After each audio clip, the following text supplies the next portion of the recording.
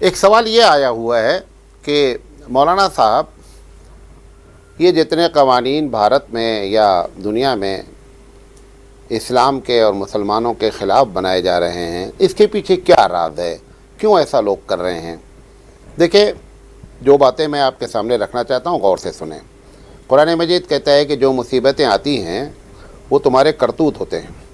وما اصابک من مصیبت، کہتا ہے جو تم کو مصیبت آتی ہے وہ تمہارے اپنے ہاتھ کے کرتوت ہوتے ہیں۔ مثال کے طور پر یہ چیزیں کچھ اس میں ہو گئی ہیں، کچھ جو ہیں وہ راستے میں فائلیں ہیں اور کچھ قانون بن چکے ہیں۔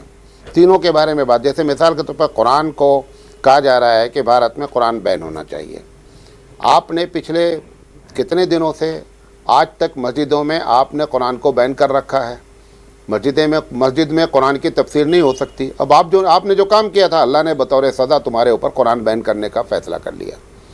مثال کے طور پر وراثت میں لڑکی کو اب اتنا ہی حصہ دیے جانے کی بات چلی، یہ فائل داخل ہو چکی ہے کہ جتنا لڑکے کو حصہ ملا ہے اتنا لڑکی کو ملا۔ اب مسلمان چلا رہے کہ ہمارے قرآن کے خلاف ہے۔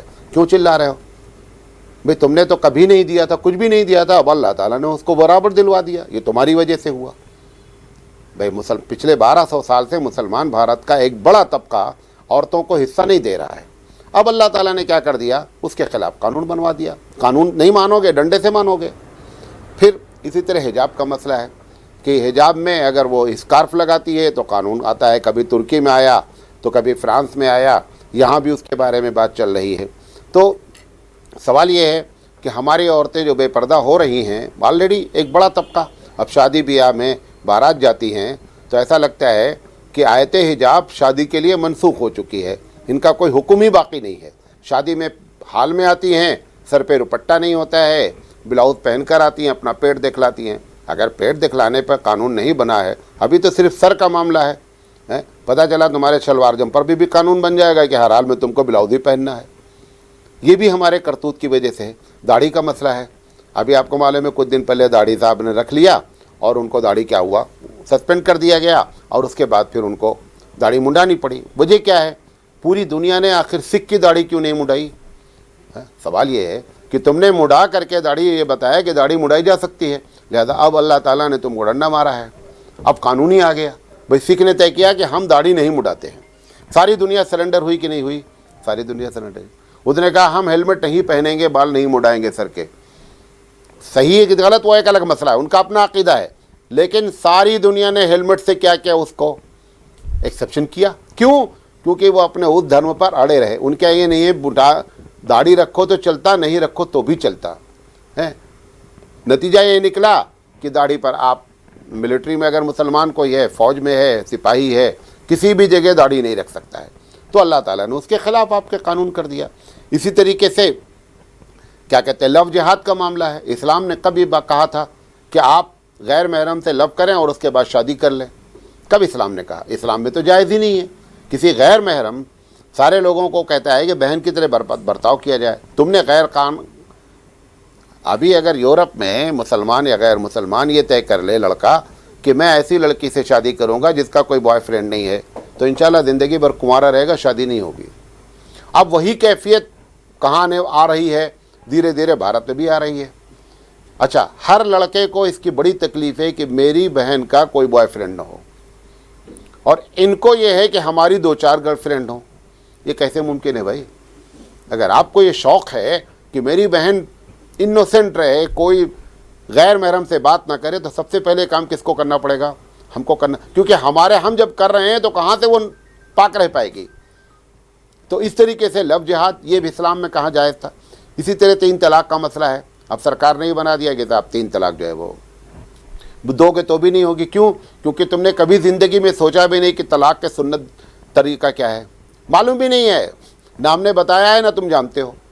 تو سنت سے جب ہٹے تو ڈنڈا پڑا۔ اچھا، اسی طریقے سے دوسری شادی کا معاملہ ہے، یہ بھی فائل پہنچ چکی ہے کہ دوسری شادی بھارت میں بین ہونی چاہیے۔ کیوں؟ کیونکہ دوسری شادی تم نے جتنی بھی کیا 99% تم نے چوری سے کیا۔ اللہ کے رسول نے فرمایا کہ شادی کرو تو اعلان کرو، تم نے کہا شادی کرو تو چوری سے کرو، تو چوری سے کرو ہوا، اور پھر 99% پہلی بیوی پر ظلم کیا گیا، بچوں پر ظلم کیا گیا۔ اب اللہ تعالیٰ نے کیا کیا؟ اس کی آہ سن لی، اس عورت کی آہ سن لی، اور نتیجہ جو ہے وہ اب یہ نکلنے والا ہے کہ دوسری شادی کی اجازت ہی نہیں دے رہا ہے۔ اسی طریقے سے لاؤڈ اسپیکر کا معاملہ ہے، ہر دن فجر میں کسی قرآن میں نہیں لکھا، حدیث میں نہیں لکھا، 15 20 بعض مسجدوں میں آدھا گھنٹہ فجر کے بعد ڈیلی ایسے محلے میں جہاں پر مسلمان بھی ہیں غیر مسلم بھی ہیں وہ سلام پڑھ رہے ہیں صاحب۔ حالانکہ اعلیٰ حضرت کا فتویٰ ہے کہ مسجد میں اس قسم کی آواز نہیں ہونی چاہیے، یہ بھی فتویٰ ان کا اپنی جگہ ہے، لیکن اب اگر فجر کے بعد سلام نہ پڑھا جائے تو آپ مسلمان ہی نہیں ہیں، جمعہ کے بعد سلام نہ پڑھا جائے تو آپ مسلمان ہی نہیں ہیں۔ رمضان میں 2 بجے تک 2 بجے سے شروع کر دیتے ہیں، نہ کوئی پڑھنے والا ہے نہ کچھ، انہوں نے موبائل لگا دیا، مائک کے سامنے موبائل آن کر دیا اور پورے محلے والوں کو جگا رہے ہیں۔ انسان کو تکلیف دینا یہ کہاں کی شرافت ہے؟ یہ سب وجہ جو ہے وہ ہمارا اپنا معاملہ ہے۔ اسی طریقے سے کیا کہتے ہیں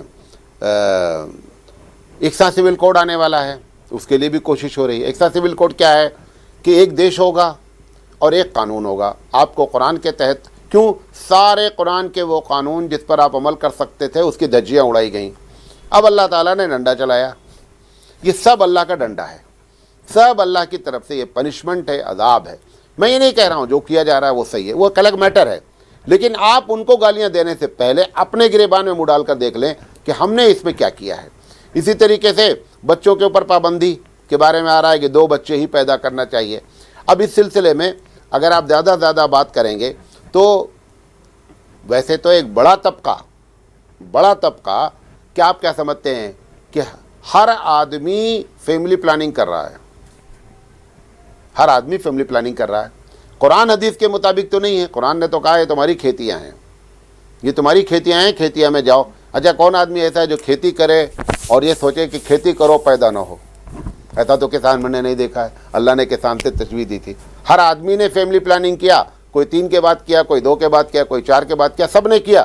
اب وہ اللہ نے ڈنڈا مار دیا، اب 2 کے بعد کرنا پڑے گا تم کو۔ تو یہ ساری چیزیں ایسے جتنی بھی چیزیں آتی ہیں ہم کو اپنا محاسبہ کرنا چاہیے، غلطی اس میں ہماری ہے، یہ بات آپ کو سمجھانا چاہتے تھے، کیونکہ جب ہم دوسروں کی طرف انگلی اٹھائیں گے تو ہم کبھی بھی اپنا محاسبہ نہیں کر سکتے، ہم سمجھیں گے ہمارے اوپر ظلم ہو رہا ہے۔ ظلم ہو رہا ہے نہیں ہو رہا وہ ایک الگ ٹاپک ہے، لیکن یہ سب ہمارے کرتوت ہیں۔ اللہ تعالی ہم کو صحیح سمجھ عطا فرمائے۔ وآخر دعوانا ان الحمد للہ رب العالمین۔